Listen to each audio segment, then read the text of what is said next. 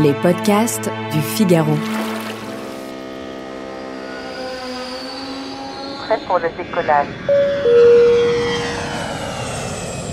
Vous vous reconnaîtrez peut-être dans ces mésaventures de voyage.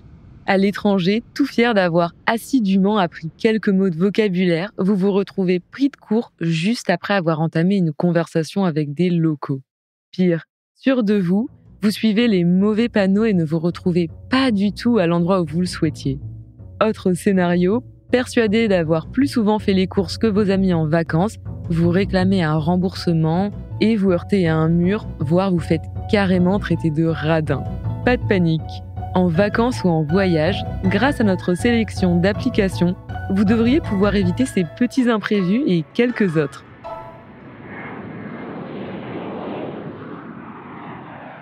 Peut-être faites-vous partie de ceux qui confirment un vieux cliché. Les Français seraient mauvais en langues étrangères.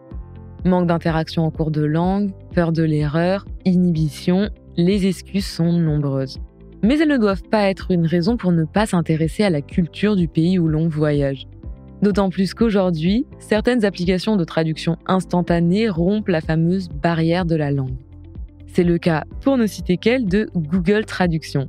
Avec son répertoire de 243 langues, elle permet de traduire textes, photos, mots dictés, écriture manuscrite ou encore conversation en direct. Et ce n'est pas tout. En pointant avec l'objectif de votre appareil photo des panneaux, pancartes, noms de magasins ou même flyers, vous en obtenez instantanément une traduction. Dernier avantage, l'application gratuite permet aussi de traduire en l'absence de connexion Internet. Une aubaine pour tous ceux qui auraient déjà fait flamber leur forfait. Mais la barrière de la langue n'est pas le seul obstacle auquel vous pouvez vous confronter en vacances. Pour celles et ceux qui voyagent sans louer de voiture, organiser ces déplacements peut être un véritable casse-tête, même en France. Si les lignes colorées représentant les lignes de bus, trams, métro et autres trains régionaux s'en mêlent dans votre tête, pas de panique. Depuis votre smartphone, une seule et même application permet d'acheter son billet de car, de bus ou de métro dans les 12 régions françaises. Après avoir été téléchargé, Tixipass, c'est son petit nom, vous invite à choisir le réseau sur lequel vous voyagez. Vous payez ensuite vos titres de transport par carte bleue et recevez un justificatif par mail. Il ne vous reste plus qu'à monter à bord et à voyager comme un local. Les bons comptes font les bons amis.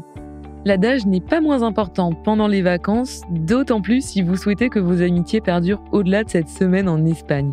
Pourtant, qui n'a pas déjà vu un groupe de copains, parfois le sien, se brouiller légèrement après que les uns ont accusé les autres de ne pas mettre suffisamment la main au porte-monnaie?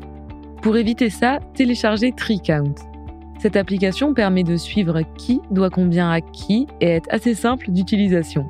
Il vous suffit de créer un nouveau voyage dans l'application et d'inviter vos amis à le rejoindre. Dessus, au fur et à mesure du séjour, chacun indique combien il a dépensé et pour quelles dépenses. Billets, courses, carburant, tout peut y être renseigné. Et à chaque fois, il est possible de préciser qui est concerné par le futur remboursement. Sur l'application, vous pouvez consulter votre solde à tout moment. En vert, le plus indique les montants qui vous sont dus. En rouge, le moins, ce que vous devez.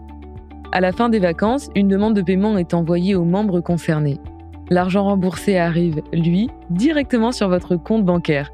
À l'ère des réseaux sociaux, qui n'a pas le réflexe de publier sur Instagram un cliché de coucher de soleil sur la mer? L'application Polar Steps est un peu la même chose, mais en mieux. L'idée, c'est de partager avec vos proches un carnet de voyage illustré et géolocalisé sous forme de carte. Dans le détail, l'application suit le tracé de votre itinéraire grâce à la localisation de votre smartphone. En plus, elle agrémente des photos que vous prenez et vous donne la possibilité d'y ajouter vos états d'âme. Le tout peut être fait de manière automatique ou manuelle pour plus de plaisir. Et à chaque nouvelle étape ajoutée, les proches à qui vous aurez envoyé le lien de votre profil reçoivent une notification. Une belle manière de garder le contact et de partager vos aventures. Et pour les amateurs de randonnée ou les randonneurs amateurs, une application peut vous aiguiller vers les points à ne surtout pas manquer ou, à l'inverse, à éviter. C'est après avoir été mordu par un chien et avoir fini à l'hôpital alors qu'il préparait une course que Jérôme Bruyas a fondé WAFAP. L'application se présente comme le Waze de l'outdoor en référence à la fameuse application GPS. Et en effet, c'est plus ou moins le même principe. gratuite et participative, où AFAP recense sur des cartes géolocalisées 2 catégories d'éléments. D'une part, elle vous prévient quand vous arrivez dans une zone dangereuse où il peut y avoir de la chasse, des chiens agressifs ou même des tiques. Les passages impraticables et les troupeaux sont également indiqués. Au besoin, l'utilisateur peut mettre à jour la carte avec un incident qui lui serait arrivé. Et à l'inverse, si vous êtes à la recherche de points d'eau potable, de WC, mais aussi de panoramas sans pareil et de sites remarquables, l'application les renseigne également. Il ne vous reste plus qu'à acheter une batterie portable pour pouvoir profiter toute la journée de ces applications et vous rendre la vie plus agréable en voyage. Merci d'avoir écouté ce podcast. Je suis Julie Malo, journaliste au Figaro. Vous pouvez retrouver Question Voyage sur Figaro Radio, le site du Figaro et toutes les plateformes d'écoute. Si vous avez aimé cet épisode, n'hésitez pas à vous abonner et à laisser votre avis. À bientôt!